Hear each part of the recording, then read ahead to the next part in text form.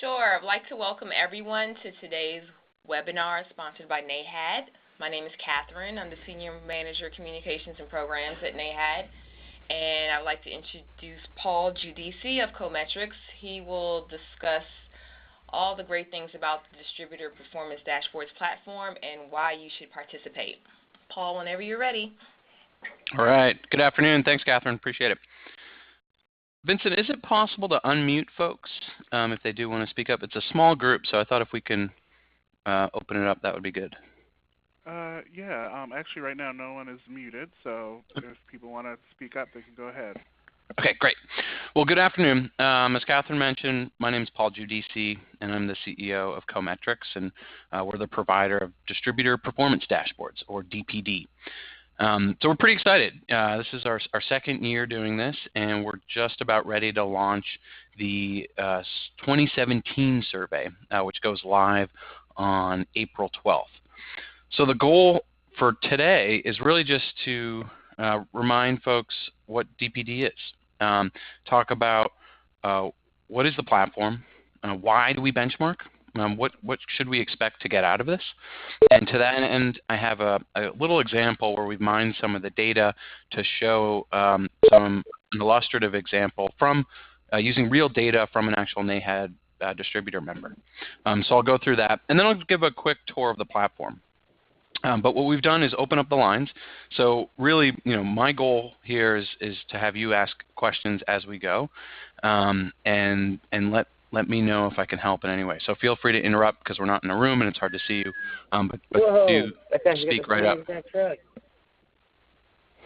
Hey there. Hey, you might think you're on mute, but you're not. All right. So let's get started. So real quick, I just want to recap what is DPD powered by Cometrics, for those of you who don't know. What we have done is we've created the leading platform for distributors to exchange performance benchmarks. And we've done this really for one reason, and it's to help distributors use this information to inform decisions. And hopefully because of the data, those are better decisions. That's the idea. And we measure ourselves, and success for us is your company's bottom lines growing and your balance sheets getting stronger. That's what we do. We provide strength in numbers. At Cometrics, we've been doing this for a long time. We cut our teeth in the retail side with grocery stores that are under an association called National Co-op Grocers. We started working with them over 20 years ago. We've since expanded into a number of different retail sectors, wholesale, as well as manufacturing as well. But these guys have been working with us the longest, and it's an incredible success story. The group experienced quite a bit of tailwind over the last 10 years or so. And they've been growing double digits consistently every year. On average, it's been about 11%. What's incredible about this is through that time period, they used benchmarks, even though everyone was feeling relatively successful, to dig deeper and identify new performance opportunities. And as a result, while their top line steadily grew, their bottom lines tripled over that time period. So my goal here is to continue to grow participation in NAHAD's benchmarking program, and then look back 10 years from now and see all of you with 3 times as much profits coming out of your bottom line. So with that, why do we benchmark? My background, I started working with Fortune 50 type companies doing strategy consulting work. I saw how the Coca-Colas and the Cloroxes of the world use data to inform decisions. And then I helped found an investment bank focused on smaller and mid-sized companies. And I saw what it takes to be a successful entrepreneur. And it comes down to hard work and good relationships and intuition. And here is where I thought there's an opportunity. How can we bring the Fortune 50 type quality data tools to smaller businesses and marry that with what's made them successful? Because I think everyone knows in today's modern economy, we need this quiver, this arrow in our quiver, combining data with intuition. So why do we benchmark?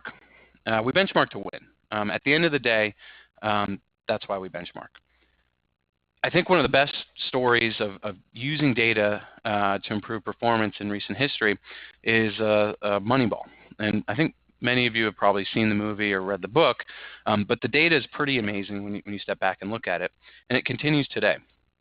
So over the last about 17, 18 years, a website called 538 has tracked winning percentages of the Oakland Athletics versus the rest of Major League Baseball. And you can see here that they're in this upper tier of about 55%. But what's remarkable, their cumulative payroll is well under $1 billion versus the behemoths of like the Red Sox and the Yankees out here. So while they have far fewer resources, they're able to compete at a different level and change the game using data by essentially benchmarking player performance. So why do we benchmark? We benchmark to win. With that, I wanted to share a quick case study. Well, last year was our first year working with NAHAD members, and one of the things we've done since then is mine the data. And so the data I'm going to show you here in just a couple quick slides is real data, and we've anonymized the name of the company, and so we're calling this Acme Hose. And it's an interesting story. You can see they were growing. 5.6 million to 6.8 million, nice growth year from 13 to 14. You can see on the right here, profits went with it. But then things changed. And some steady declines here from 2014 to 2018. But what's remarkable is they were able to double their profitability from 13 to 15 and sustain it, despite the steady sales declines. And I mention this example because I think it's a great way that benchmarks can help, which is by attacking the expense base. What benchmarks and what the Cometrics platform allows you to do, and this is just one example, and there are many in terms of how to use benchmarks, but what our platform does is it shows how you compare to the top performers. And then what we do is we calculate what we call the gap, which is to say, okay, if I could close that gap, how much is this worth to my company? What could potentially drop to the bottom line? And what this allows you to do is really spend your time on the areas that are going to have the most impact, and really focus your efforts. And so here, the three big expense-based categories are people, occupancy costs, and then operations costs. And you can see Acme Hose was spending a little more on people than the top performers, so about 19.5% of sales versus 17.1%. Based on their revenue, that's worth about $168,000 if they were to close that gap. Occupancy, pretty close, worth something, but not as much, about $58,000. And then operations, for me, is really what jumped off the page. They were at about 9.8% of sales, versus the top performers from the group were coming in at about 6.5%. So if they were able to reduce their operations costs such that it equals the top performers and maintain their sales, that's worth $450,000 to their bottom line. And so the benchmarks help sort of point them into the direction of the highest priority area to focus on. And as a result, you can see that they were able to cut their costs. Their expenses, operating expenses, were down from their peak in 2015 by about $70,000. And in part as a result of that and other initiatives, their profits have doubled. And that's all while, as you saw in that earlier slide, their sales declined. So this is a great example of how benchmarks can be used to identify performance opportunities. Any questions or reactions to what's here before I go to the data on the platform?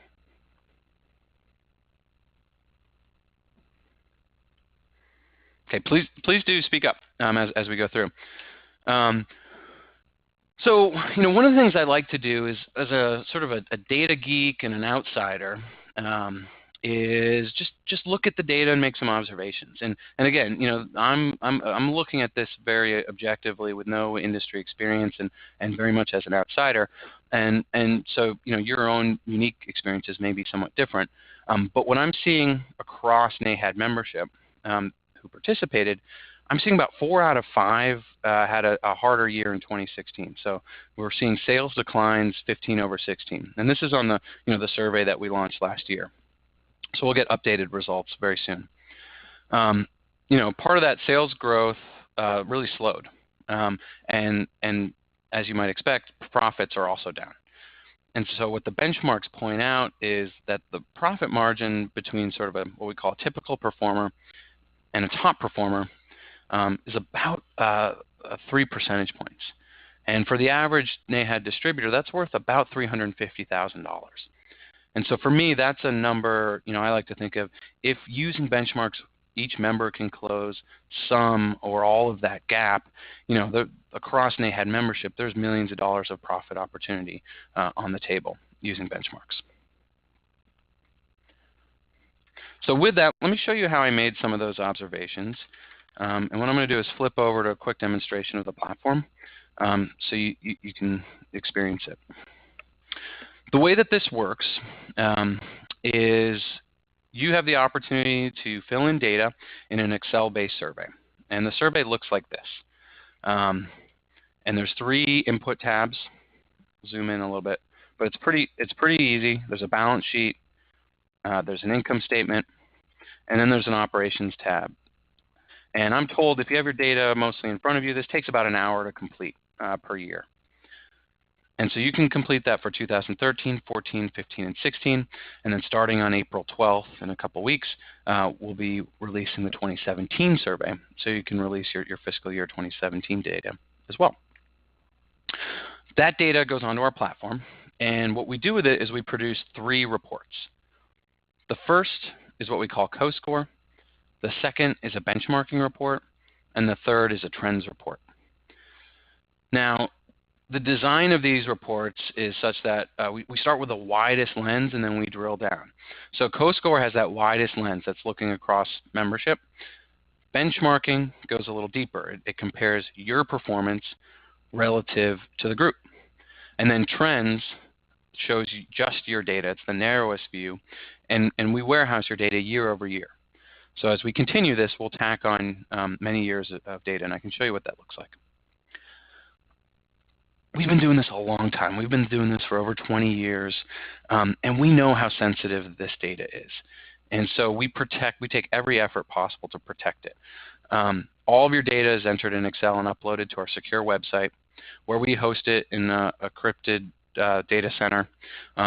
All of our staff can only access the data with 2-factor authentication. They're former Microsoft employees, and we employ the latest and greatest technology to protect your data. We don't share your data. It's your data. We license it and show your benchmarks, and NAHAD staff does not have access to your data. The way we do that is when you log in here, you can see that these are all funny names. Jaguar Loans, Iguana Inn, they're fake. The data is real, and we shuffle these names to protect confidentiality. When you log in, you'll see your dot, and it'll be green. And you can see how you compare. So what this is the co-score. What we do is for each participant that submits data, we score them. And if we just look at Rubber Group, again, a fake name but real data, we score each participant on a basket of metrics. So inventory turns and earns, personnel productivity ratio. All these metrics have definitions if you click on our Help Center so you can learn more about them. And we can show that Rubber Group is doing pretty well. They had a 63 in 2015, and then they bumped up a couple points in 2016. And it looks like, the biggest areas of improvement were the personnel productivity ratio, which is how much of your gross profit you spend on people. Actually ticked down a little bit, got a little worse, so they're spending more. But that was offset by their average collection period went from 41 days to 38 days. And their sales growth ticked up quite a bit, so it went from about 2% to 10%. That's pretty nice growth. So what the goal of the co-score is, it allows you to see, 1, how you stack up and how you're changing, and then 2, as a group, how are we doing? Are we getting better or are we getting worse? And clearly, one of the things that jumps out for me is that from 15 to 16, 16 was a harder year. As I said, 4 out of 5 participants did worse in 16 versus 15. And that insight is really important when you go to the next view, which is benchmarking. Because what it allows you to do is look at these data with context. And what I've found, entrepreneurs will make different decisions in sort of a booming industry than a shrinking industry. Maybe we're looking at more cost controls and sort of protectionist stuff versus new business lines and new strategies. So with that, I'll switch over to benchmarking. But before I do, any questions or reactions on CoScore or the template in terms of how to upload your data? Well, you mentioned that on April 12th we could upload 2017. Is the site available now to upload the prior year data, or do we have to wait till April 12th to upload any of it? Yeah, you bet. Yeah, it is up. It is live and ready now. And you beat me to it, but that was one of my. At the end, I was going to ask everyone to do that. I would highly recommend it because in order for you to have a CoScore, you need to have at least 2 years of data on the platform. So you'll need a minimum of 16 and 17. But I think it's really valuable to see the trending data. So if you have the time, I would encourage you to log in and upload it, whatever you have from 13 through 16. Well, I am looking at some emails that I've had from NAHAD, and I can't see where I've been given the web address. I mean, I have your address as far as, doing a, let me see what it was. Yeah, so if you go to cometrics.com Okay. and you go to member login in the upper right here. All right, hang on, let me get back on.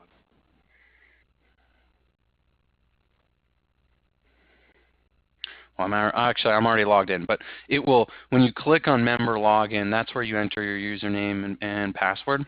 And if you don't know what those are, you can either reset it on the website or, Catherine, is there somebody at NAHAD that they can reach out? Is that you, or is that somebody else at NAHAD that can reach out to update their password and login info? Yes, they can reach out to Catherine. Okay. Is this the same website I would have gone to yesterday to start? You had like a 7-section questionnaire. Is that the same website? I don't think so because I don't know what the 7-section questionnaire is. Let me find it. This is Molly with NAHAD. I believe you're referring to the compensation report? Yeah, the cross-country compensation and benefit survey. Different data benefit program. Okay. So a little bit different, but yeah, both equally valuable. Okay, I'll just create a login when I go to cometrics.com then. Great. All right, thank you. Yeah. No, thanks for asking. Any other questions or reactions? Okay, cool. So that's CoScore. As I mentioned, we start with CoScore, widest lens, drill down a little bit in benchmarking, and then trends is the most narrow. As I click into benchmarking, one thing I did want to point out here, you can see there's an option for all NAHAD benchmarking, and then there's 2 options underneath it for less than $20 million in sales and more than $20 million in sales. And so one of the benefits here is as we grow participation, we can cut this in different ways. And so if we wanted to do a geographic cut of the data, we could do that as we get more participants. Or if you're concentrated in a certain customer type or concentrated in a certain product type, we can start to cut the data in more. Or if you're really big or smaller, we can do additional breakouts. So really, I would encourage everyone to participate. It's a free benefit as a member of NAHAD, and then the more data we get, obviously, the richer the benchmarks can get. So within benchmarking, let me show you Rubber Group because we were on them earlier. The way that this works is, like I said, we start with your performance, and then we compare that to averages from the group, starting with top performers, and then interpolate what that gap is. And we do it across a whole range of metrics. So we start with those same CoScore metrics that we were looking at earlier.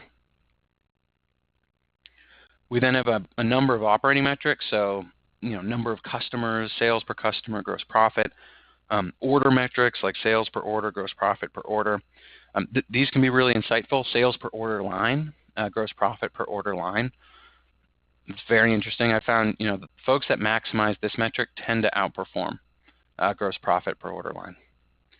SKU metrics, number of SKUs, shipment metrics, employee metrics, handful of key ratios here, strategic profit metrics, sales mix, And then we get into a very detailed income statement. These are all those personnel cost categories I mentioned, the occupancy categories, operations metrics.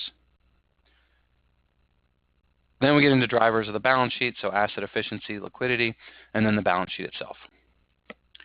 Now I'm purposely going through that quickly, but I'm happy to expand on anything. And if you have questions after this, feel free to reach out to me directly. It's paul@cometrics.com. One of the really cool things here is you can click on any of these metrics. And what that'll do is bring up this chart here on the right that will show your history. Again, it's really important to get your history in there, because what I find is when the group's going one direction and you're going a different direction, bad or good, there's something you're doing that's different, and that can be insightful. And that's often an area where you want to seek out best practices and see what you might be able to learn from your peers. So here our friends at Rubber Group, their turns and earns, which is inventory turns multiplied by gross profit margin.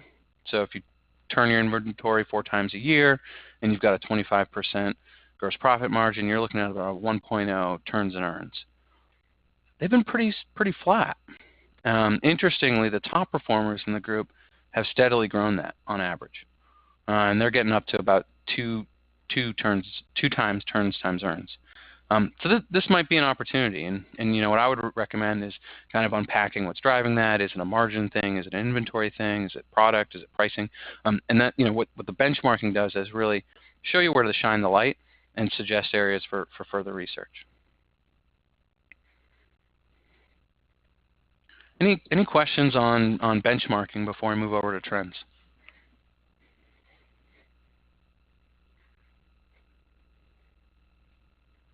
All right, great. Trends, narrowest view. So we'll pull up our friends at Rubber again. Thought that would be a good fake name for this group. So trends, pretty simplistic. We're really just looking at your data over time. One of the things that as we get 4 years of data, we'll start to highlight trends. So an uptrend will be highlighted in blue, a downward trend in beige, and then anything that looks statistically anomalous, we will shade in this hashing color, if you can see that through the webinar. And so as folks upload, 2017 data, some of those trends will start to jump off the screen, and it's a good way to analyze things that are going on in your business.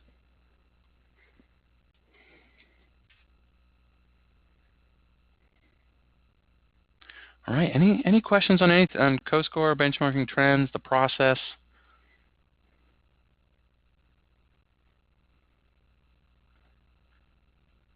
Any concerns for those of you who may be new to either Cometrics or DPD and have not participated in the past?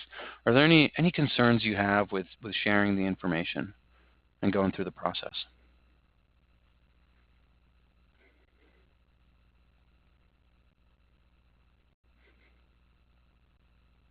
No concerns about sharing the data, but will we have access to how many companies are participating, so we know, the amount of data that we're being able to draw from to compare to? Sure, great question. Yeah, so the CoScore is the best place to look for that. Now, one caveat to that is we only produce a CoScore dot if there are 2 years worth of data. So as you look here, I think we're up around 40 or 50 or so participants. I know we've got a bunch more queued up that are going to be coming in the next few weeks.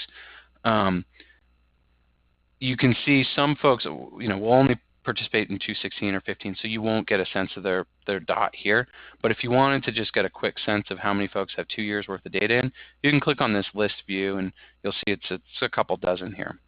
Okay. And then the benchmarks themselves for any given year, it really depends on how many participated for that year. And like I said, we're up to about 40 or 50 or so and hoping to grow that. Okay, thanks. Yeah.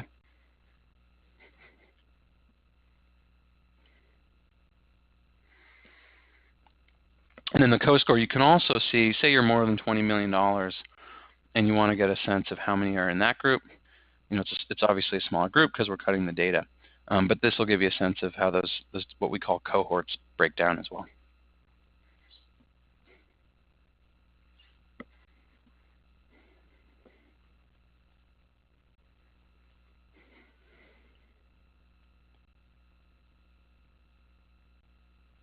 Well, great.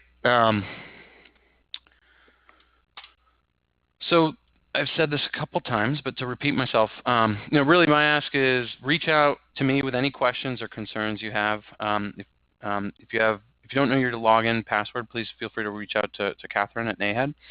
And my goal is to get you up and running now, this week or next week, with your history, so that the site is open and available, and you can also peruse the benchmarks as well.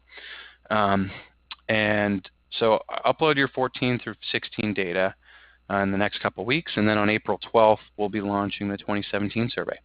I also wanted to mention I will be at the annual conference in San Marco, and so I'll be available there in person, and if you want to get together. So please email me at paul@cometrics.com. And just to add to this, again, this is Molly with NAHAD. Paul will be presenting during our Lunch and Learn session on Monday, the 29th, on Monday the 30th of April. And that will be a great session to attend to learn more about data and the programs that are available for you, and to also be able to meet with Paul one-on-one after that event. So thank you. Yeah, I'm looking forward to it.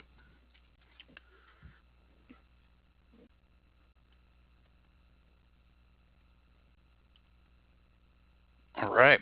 Well, we're coming up on that 30-minute mark. Any other questions before we break?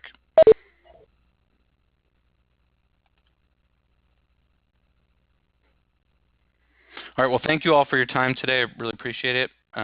Look forward to seeing you in San Marco. Okay. Thank you for your time. I appreciate it.